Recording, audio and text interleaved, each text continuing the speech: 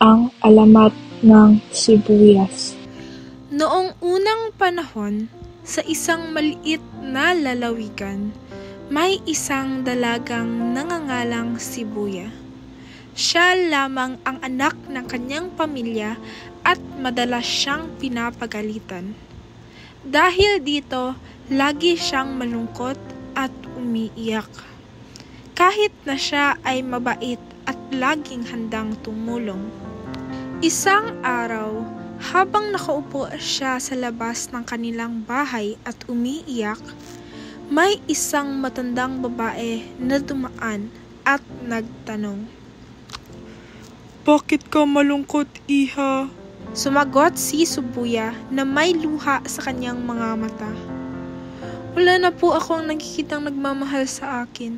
Parang wala na po akong halaga. Naawa ang matandang babae at malumanay na sinabi.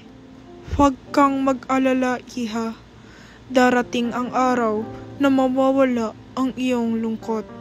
Pagkatapos nito, bigla na lamang siyang naglaho. Kinabukasan, nagulat ang mga magulang ni Sibuya dahil nawala na rin si Sibuya. Hinanap nila siya sa lahat ng sulok, ngunit hindi na nila siya matagpuan. Sa lugar kung saan huling nakita si Sibuya, tumubo ang isang kakaibang halaman. Ang halaman ay may maliit na bilog at puting bahagi na wala pa nila nakikita noon. Nang ito'y kanilang hiniwa, napaiyak silang lahat. Naalala nila si Sibuya, ang dalagang mabait na dumanas ng kalungkutan. Kaya naman, pinangalan nila ang halaman na sibuyas bilang ala-ala sa kanya. Mula noon, tuwing hinihiwa ang sibuyas, hindi maiwasang umiyak ng mga tao.